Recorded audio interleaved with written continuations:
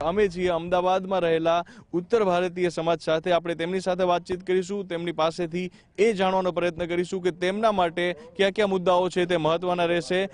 સૌપ્રથમ આપ જણાવો કે આ વખતના ઇલેક્શન માટે, લોકસભા ચૂંટણીઓ માટે કયા મુદ્દાઓ આપના માટે મહત્વના રહેશે? જે સ્થિતિ છે આખા દેશમાં, એ સ્થિતિને જોતા અમે ઘણી શૈક્ષણિક, સામાજિક રૂપ અને આર્થિક રીતે પણ અમે ઘણો બધો સામનો કરી રહ્યા છે। આવામાં ગમે તે સરકાર રચાય, અમારે એ મતલબ નથી કે જે પણ સરકાર રચાય એ એવી સશક્ત સરકાર બને, એના જે એજન્ડા છે એનું કાર્યક્રમ એટલું સ્ટ્રોંગ હોવું જોઈએ કે અમારી સમસ્યાઓનું સમાધાન લાવે। આપ શું કહેશો, क्या क्या मुद्दाओं આ વખતે મહત્વના રહેશે, क्या मुद्दाओं पर आप वोट करशो? रिजर्वेशन की जो बात आती है तो हम ब्राह्मणों का एक नारा है कि आरक्षण नहीं अमीरों को, आरक्षण सभी गरीबों को, आरक्षण सभी गरीब वर्ग के लोगों को दिया जाए। दूसरा, ये जो बीच में अभी पिछले दिनों उत्तर भारतीयों पे इस तरह का परेशानी की बात आई, तो उत्तर भारतीयों के मन में बहुत सारा रोष है कि पूरे इंडिया में कहीं इस तरह का ऐसा नहीं होता है, लेकिन यहाँ गुजरात में इस तरह का ऐसा हुआ जो उत्तर भारतीयों को काफ़ी परेशानी का सामना करना पड़ा।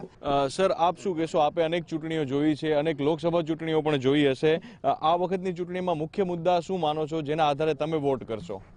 અમે તો મેઇન મુદ્દા છે રાષ્ટ્રહિત, અને બીજો મુદ્દો જે અમારે બ્રાહ્મણોનો છે। કોઈ પણ સરકાર આવે એ બ્રાહ્મણોની સાંભળે, અને બ્રાહ્મણોને જે નહીં સાંભળશે તો સરકાર ગમે તે આવે આવશે ને જતી રહેશે, કોઈ ઠેકાણો રહેશે નહીં। છેલ્લા ઘણા સમયથી બીજા મુદ્દાઓ પણ રહ્યા છે, આપ શું કહેશો? જે રીતની વાત છે, કયા કયા મુદ્દાઓ છે આ વખતે ચૂંટણીમાં મહત્વના રહેશે? સર્જિકલ સ્ટ્રાઇક હોય કે અન્ય કોઈ પણ મુદ્દા હોય, આપ યુવા છો, કઈ રીતના વિચારી રહ્યો છો? આપનું થિંકિંગ શું છે?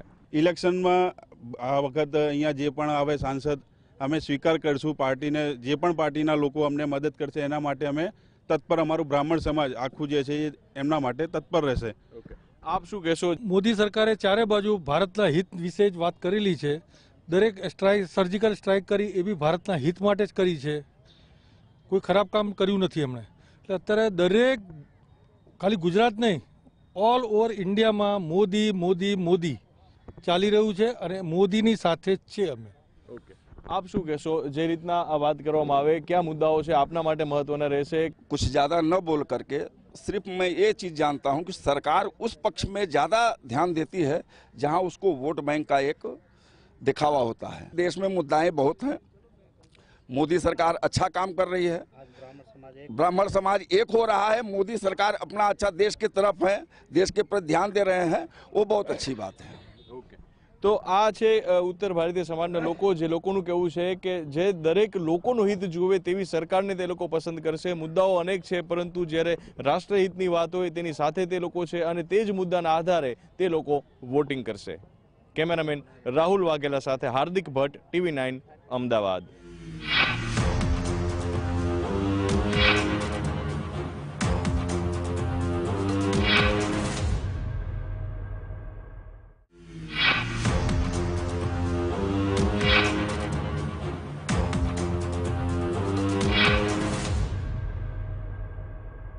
TV9 ની વિશેષ રજૂઆત મતદારોના મિજાજમાં ફરી એકવાર આપનું સ્વાગત છે। TV9 સતત અલગ અલગ તબક્કાના લોકોને મળી રહ્યા છે, મતદારોને મળી રહ્યા છે, અને તેઓનો જે મિજાજ છે લોકસભા 2019ની ચૂંટણીને લઈને એ જાણવાનો પ્રયાસ કરી રહ્યા છે। અત્યારે હાલમાં આપણે વડોદરાના સમા વિસ્તારમાં છીએ, જે સમા વિસ્તારના સ્થાનિક લોકો, મહિલાઓ આપણી સાથે છે, અને આપણે તેમની સાથે ચર્ચા કરીશું અને જાણીશું કે ખરેખર એક એક મતની કિંમત કેટલી હોય છે। મેડમ, તમારી પાસેથી જાણવા માંગીશું, આપને શું લાગી રહ્યું છે, એક મત કેટલી તાકાત ધરાવે છે? એક મત ઘણી બધી તાકાત ધરાવે છે। જો સામેની પાર્ટીમાં આપણો એક મત ઓછો હોય તો આપણી પાર્ટી હારી જાય છે, એટલે એક મતની કિંમત બહુ વધારે છે। ભૂતકાળમાં પણ એવી ઘટના બની છે કે 17 મતના કારણે કોઈ કોંગ્રેસના ઉમેદવાર હારી ગયા હતા। લાગી રહ્યા છે એક એક મતની કિંમત આ વખત ખૂબ મહત્વની બનવાની છે। દરેક વ્યક્તિનો એક મત ઘણો મહત્વનો છે, કારણ કે એક મતથી જ હાર જીત થતી હોય છે, એટલે એક મત ખરેખર ખૂબ જ મહત્વનો છે। બિલકુલ। શું કહેશો, આ વખતે 2019ની લોકસભાની ચૂંટણીમાં મહિલાઓના મતદાર કેટલા નિર્ણાયક સાબિત થવા છે? મહિલાઓનો મત કેટલો મહત્વનો બનવાનો છે આ વખતે? મહિલાઓ એક એવી સશક્તિકરણવાળી મહિલાઓ છે કે ડોર ટુ ડોર સુધી મહિલા ઘર સુધી પહોંચી શકે છે, અને મહિલાઓ અંદર જઈને કહી શકે છે બહેનોને કે બહેનો ઓટલા પર શાકભાજી સમારો તો પણ દરેક વ્યક્તિને એવું કહેવાનું કે વોટ આપવા ચોક્કસ જવું। જે 35 થી 40% મતદારો જે પોતાના મતાધિકારનો ઉપયોગ નથી કરતા, એમને શું કહેવા માંગશો? ખરેખર હવે એ લોકોએ ઘરની બહાર નીકળવાનું જરૂર છે, પોતાના મતાધિકારનો ઉપયોગ કરવાની જરૂર છે, લાગી રહ્યું છે? અને એવા નાગરિકોને પોતાના અધિકારનું પાલન અને સાથે સાથે એ કર્તવ્ય છે એનું પાલન કરવું જોઈએ. અને જ્યારે એ લોકો કોઈ પ્રશ્નવાચક ઉંગલી ઉઠાવે છે તો આપણે કહી શકીએ કે તમે મતદાન કરતા હો તો તમે આ પ્રશ્ન કરવાના યોગ્ય છો. વધુમાં વધુ મતદાનની વાત છે. યુવા છો આપ, શું કહેશો જ્યારે તમે તમારા મતાધિકારનો ઉપયોગ કરતા હોવ છો? કઈ કઈ બાબતોને ધ્યાનમાં રાખીને તમે તમારા મતાધિકારનો ઉપયોગ કરતા હો છો? પહેલાં તો આપણે એ જોઈએ છે કે જે વર્તમાન સરકાર હોય છે તેમને યુવાનો માટે જે કંઈ રોજગારીને કે તો દાખલા તરીકે વાત કરીએ તો અત્યારની તત્કાલ સરકાર માનનીય વડાપ્રધાને મુદ્રા યોજના કરી અને ઘણા બેકાર યુવાનોને રોજગારની તક આપી. પોતાના જે પ્રશ્નોને લઈને તમે તમારા મતાધિકારનો ઉપયોગ કરતા. તમારી પાસેથી જાણવા માંગીશું શું લાગી રહ્યું છે આ વખતના જે ચૂંટણી છે, ચૂંટણીમાં યુવા મતદારોના જે મત છે કેટલા નિર્ણાયક સાબિત થવાના છે?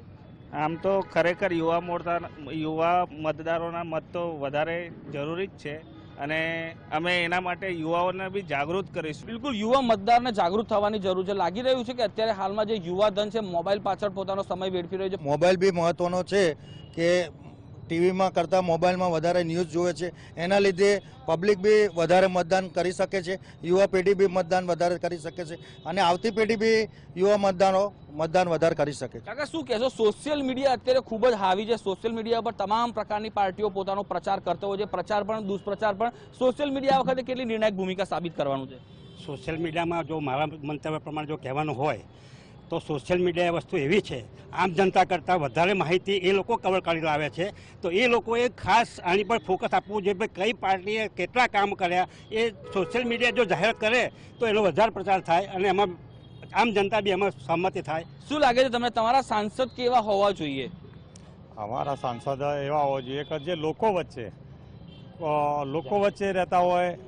વચ્ચે રહેતા હોય એવા સાંસદની અપેક્ષા રાખી રહ્યા છે. તમારી પાસેથી જાણવા માંગુ છું, તમારા એક એક મતની કિંમત ખૂબ છે. તમે જે મત આપવાનો છો તમારા દેશના પ્રધાનમંત્રી નક્કી કરવાનો છો. તમારા મતે તમારા પીએમ કેવા હોવા જોઈએ? મારા પીએમ જે હાલના પીએમ છે કે જે ભારતને રાષ્ટ્ર સત્તા ઉપર બેસાડવાની કોશિશ કરી રહ્યા છે, બરાબર, નાનામાં નાના પ્રશ્નોથી લઈ અને રાષ્ટ્ર લેવલના પ્રશ્નો જે સોલ્વ કરી રહ્યા છે. યુવાનોને એક નવી આશા, એક કિરણ જેમાં દેખાય છે નરેન્દ્ર મોદી જેવા જ હોવા. દેશના વિકાસ કરી શકે એવા હોવા જોઈએ પીએમ. તમારી પાસેથી જાણવા માંગીશું, જ્યારે તમે મતદાન કરવા જતા હો છો કઈ કઈ બાબતોનું ધ્યાન રાખતા હોવ છો અને પછી મતનો ઉપયોગ કરતા હોવ છો?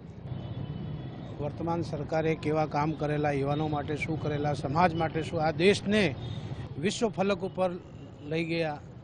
એટલે મારું તો સ્વાભાવિકપણે એવું માનવું છે કે નમો અગેન આ દેશના પ્રધાનમંત્રી નરેન્દ્રભાઈ મોદી પુનઃ એકવાર બનવા જોઈએ. નમો અગેનની વાત છે. તમને લાગી રહ્યું છે કે તમારો એક મત રાજકીય પક્ષો માટે ખૂબ મહત્વનો સાબિત થવાનો છે? એક મતની બહુ જ કિંમત હોય છે. એક મત જ દેશનું ભવિષ્ય બદલી શકે તેમ છે.